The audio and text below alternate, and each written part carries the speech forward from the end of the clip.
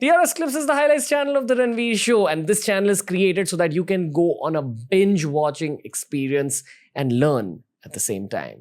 Does the world of archaeology generally get very fascinated with Egypt/ancient Egypt? Because I believe that the Egyptians that we know of consider themselves to be a modern civilization, and they consider an even more ancient civilization to be the actual Egypt, where some people say that entities like Ra, Isis, Osiris, I believe was the name, actually existed as kings or queens back then. So how does the modern world of archaeology look at Egypt?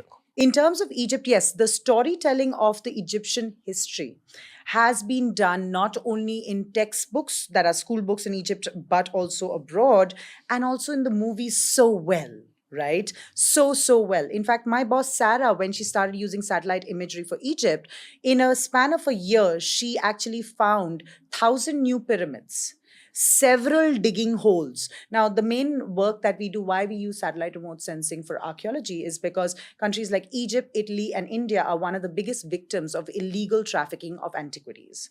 What does that mean? If there is an unsecured temple, you could go to that temple and you could break a sculpture. You could sell it in the black market, which would find itself in a big museum or a big auction house and would sell for millions of dollars. It is at par. The illegal trade of antiquities is at par with drugs and ammunitions the world over.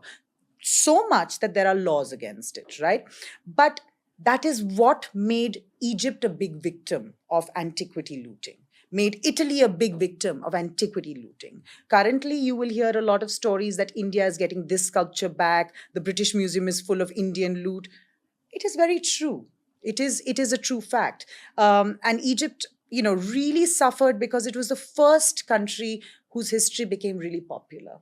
I am, again, not an expert on Egyptian history, but when you look at the gods that you did mention, Ra, Isis, if you look at the origins of those gods, their origins are in the forces of nature, in the natural forces that are beyond human capabilities, that are beyond human understanding at the time that they were, not understood. So, yes, in terms of Egyptian history, they've gone a very far way to capture popular imagination.